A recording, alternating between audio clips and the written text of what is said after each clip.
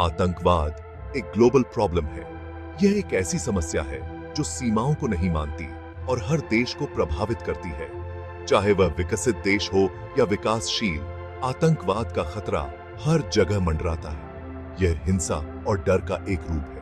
आतंकवादी अपने उद्देश्यों को प्राप्त करने के लिए निर्दोष लोगों को निशाना बनाते हैं, जिससे समाज में भय और असुरक्षा का माहौल बनता है। इसका उद्देश्य लोगों को डराना और गवर्नमेंट्स को अस्थिर करना होता है।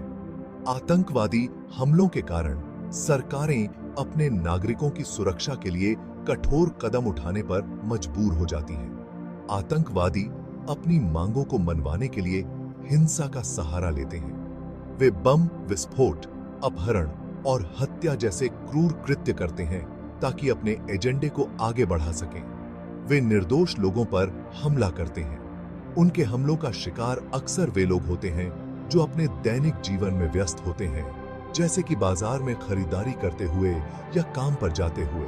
वे बॉम्ब ब्लास्ट्स, अपहरण और हत्या जैसे क्रूर कृत्य करते हैं। इन हमलों के बाद का दृश्य भयावह होता है, जिसमें धुआं, मलबा और घायल लोग शामिल होते हैं और हत्या जैसे क्रूर कृत्य करते हैं।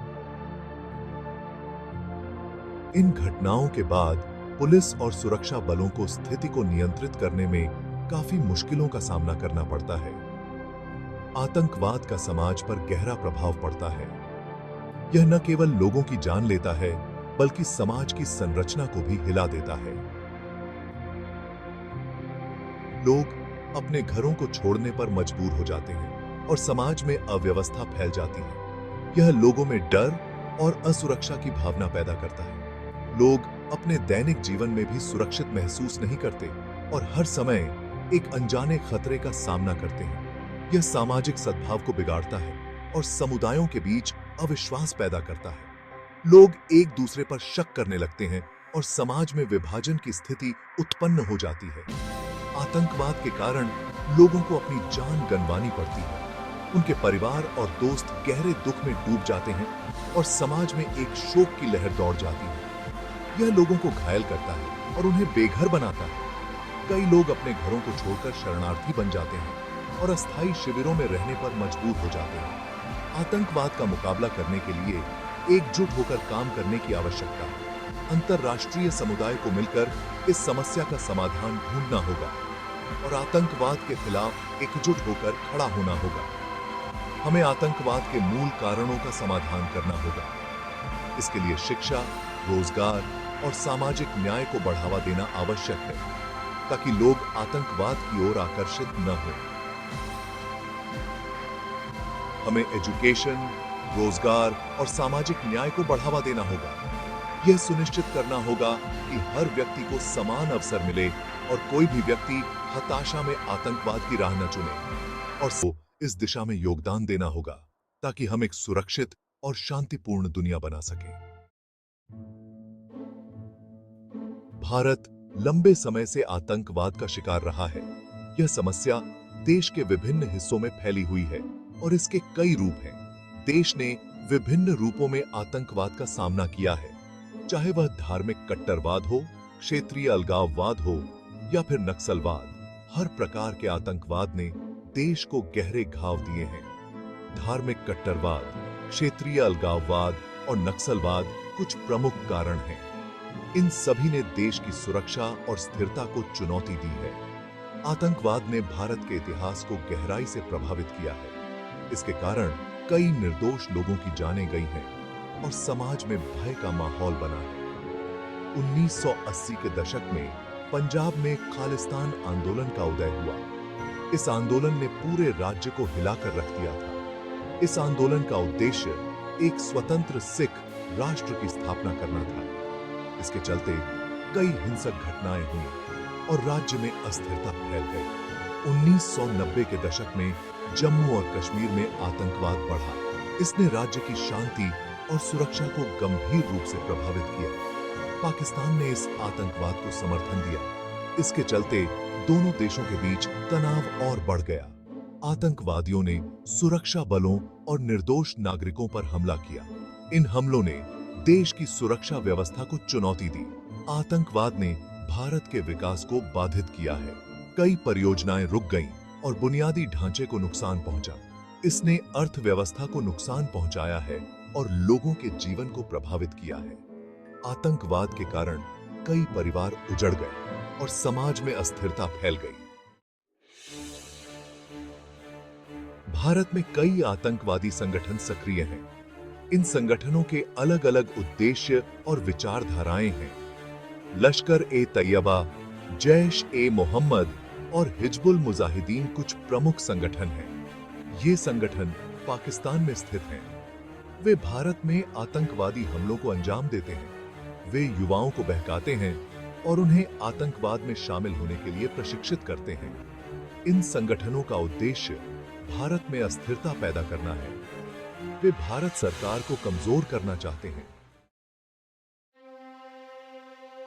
आतंकवाद का मानव जीवन पर विनाशकारी प्रभाव पड़ता है।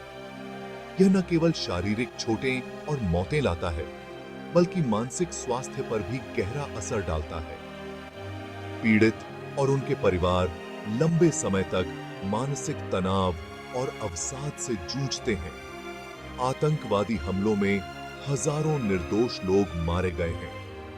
इन हमलों के बाद शोक और दुहक का माहौल बन जाता है, जिससे समाज में एक गहरा घाव बनता है। ये हमले लोगों में डर और असुरक्षा की भावना पैदा करते हैं। लोग अपने दैनिक जीवन में असुरक्षित महसूस करने लगते हैं, जिससे उनकी स्वतंत्रता और जीवन की गुणवत्ता प्रभावित होती है। आतंकवाद का अर्थव्यवस्था पर भी नकारात्मक प्रभाव पड़ता है। व्यापारिक गतिविधियां ठप हो जाती हैं और निवेशक अपने पैसे निकालने लगते हैं। इससे आर्थिक विकास रुक जाता है। यह टूरिज्म, व्यापार और निवेश को प्रभावित करता है। पर्यटक स्थलों पर सन्नाटा छा जाता है और व्यापारिक केंद्र खाली हो जाते हैं। इससे रोजगार के अवसर भी कम हो जाते हैं। आतंकवाद से निपटने के लिए सरकार को भारी धनराशि खर्च करनी पड़ती है। सुरक्षा बलों की तैनाती, जांच और बचाव कार्यों में बड़ी मात्रा में संसाधन लगते हैं। आतंकवाद समाज को विभाजित करता है और सामाजिक सद्भाव को बिगाड़ता है। लोग एक दूसरे पर शक करने लगते हैं और समुदायों के बीच तनाव बढ़ जाता है। यह समुदायों के बीच अविश्वास पैदा करता है। लोग एक दूसरे से दूरी बनाने लगते हैं और सामाजिक ताने बाने में दरारें आ जाती हैं। इससे समाज में एकता और सहयोग की भावना कमजोर हो जाती है।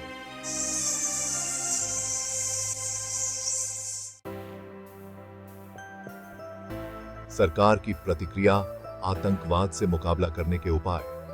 भारत सरकार ने आतंकवाद से निपटने के लिए कई कदम उठाए हैं। सरकार ने आतंकवाद विरोधी कानून बनाए हैं और सुरक्षा बलों को मजबूत किया है। सरकार आतंकवाद के वित्त पोषण पर रोक लगाने के लिए भी काम कर रही है। सरकार अंतर्राष्ट्रीय समुदाय के साथ मिलकर आतंकवाद के खतरे से निपटने के लिए प्रयासरत है। सरकार ने आतंकवाद से प्रभावित क्षेत्रों के विकास के लिए योजनाएं शुरू की हैं। ये सेक्शन 6, समाज की भूमिका, जागरूकता और एकता की शक्ति। आतंकवाद से लड़ाई में समाज की महत्वपूर्ण भूमिका है। हमें आतंकवाद के प्रति जीरो टॉलरेंस की नीति अपनानी होगी। हमें संदिग्ध गतिविधियों की सूचना अधिकारियों को देनी होगी। हमें युवाओं को आतंकवाद के जाल में फंसने से रोकने के लिए काम करना होगा। हमें एजुकेशन, रोजगार और सामाजिक न्याय को बढ़ावा देना होगा। हमें एकता और भाईचारे की भावना को मजबूत करना होगा। ये सेक्शन 7, समाधान की ओर। एक बहुआयामी दृष्टिकोण। आतंकवाद एक जटिल समस्या है और इसका कोई एक समाधान नहीं है। हमें आतंकवाद से निपटने के लिए एक बहुआयामी दृष्टिकोण अपनाना होगा। हमें आतंकवाद के मूल कारणों का समाधान करना होगा।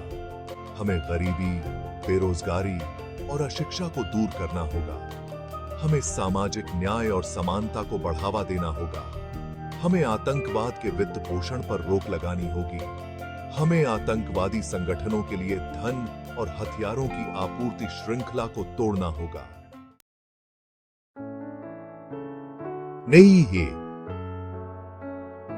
सेक्शन 8 निष्कर्ष, एक सुरक्षित और शांतिपूर्ण भविष्य की आशा। आतंकवाद मानवता के लिए एक गंभीर खतरा है। यह हमारे मूल्यों और हमारी जीवन शैली पर हमला है। हमें आतंकवाद के खिलाफ एकजुट होकर लड़ना होगा। हमें एक सुरक्षित और शांतिपूर्ण भविष्य के लिए काम करना होगा। हमें आतंकवाद के खतरे को कम करने और अपने समाज को सुरक्षित बनाने के लिए मिलकर काम करना होगा। हमें आशा नहीं छोड़नी चाहिए। शाह। सेक्शन 9 आगे का रास्ता, शिक्षा, संवाद और सहिष्णुता। आतंकवाद से लड़ाई में शिक्षा, संवाद और सहिष्णुता महत्वपूर्ण है। हमें युवाओं को आलोचनात्मक सोच और प्रॉब्लम सॉल्विंग स्किल्स विकसित करने में मदद करनी चाहिए। हमें विभिन्न संस्कृतियों और धर्मों के बीच संवाद को बढ़ावा देना चाहिए। हमें सहिष्णुता, सम्मान और समझ की संस्कृति को बढ़ावा देना चाहिए। हमें एक ऐसे समाज का निर्माण करना चाहिए जहां हिंसा और घृणा के लिए कोई जगह न हो।